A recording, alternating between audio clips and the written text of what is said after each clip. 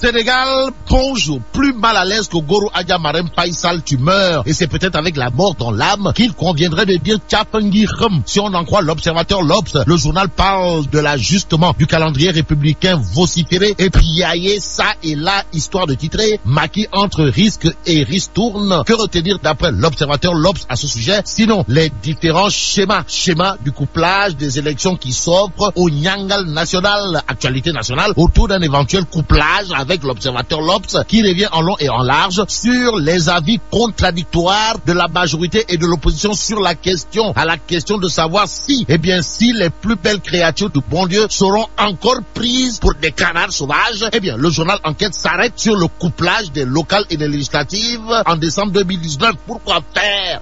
Pour présenter le projet comme un couteau à double tranchant, comprenez un pack Nyari Bor. En tout cas, des élections législatives anticipées vont mettre en jeu la forte, voire très forte majorité de Benno à l'Assemblée nationale, souligne Enquête au journal de nous renseigner quand même que le poste de président du Parlement serait une aubaine pour mettre en orbite le successeur de Macky Sall. Macky Sall, qui en lisant les Échos aura de quoi dire « Ismaïla Madior, Madior Sall Bigué ». Pourquoi? Le journal Les Échos titre « Troisième mandat du Goro Adjaratou Marème Faye, Ismaïla Madior Fall crée une vive polémique. Affaire de nandité ou pas ?» Signé le juriste couturier, Astapura, le juriste tailleur, le constitutionnaliste titulaire de Cher. En tout cas, le journal Les Échos souligne les propos aux allures de Nyambas de Ismaïla Madior Fall Sall Bigué. À savoir, troisième mandat ou pas, il appartient au président de la République et rien qu'au président de la République d'apprécier.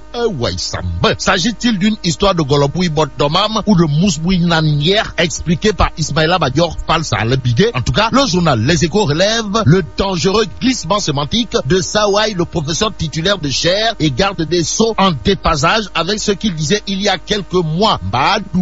Retenons tout simplement et tout bonnement ce que note la Tribune, à savoir Ismaïla Madior Fall perd totalement, voire complètement ses certitudes. Mais ce qui est sûr et certain est à lire à la une de la Tribune. Le journal, en effet, nous informe que Ndeketeyo, Macky Sall, c'est désormais, comme qui dirait, l'otage encombré. Encombré par qui ou par quoi? Par l'APR, les alliés de Benno, des mouvements de soutien et entre autres organisations politiques de Boutouman, de transhumants, explique la Tribune. Dans les colonnes du journal du groupe des médias, Ella Ndiogou Cissé, mon confrère, de noter qu'après la proclamation de la présidentielle, le plus grand otage politique du Sénégal, c'est Macky Sall.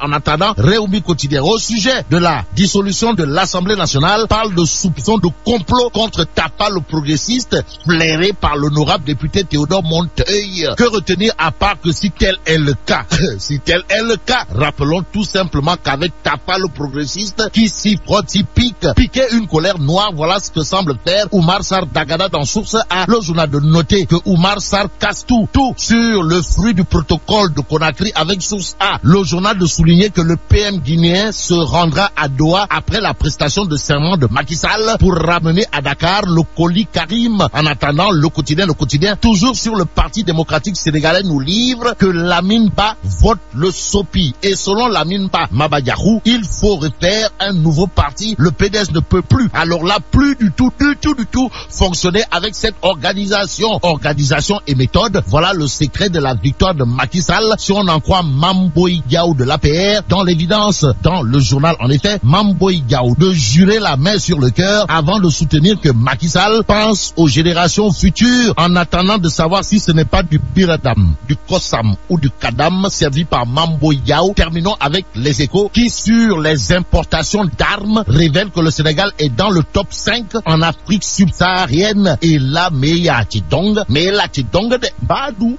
Vive le Sénégal.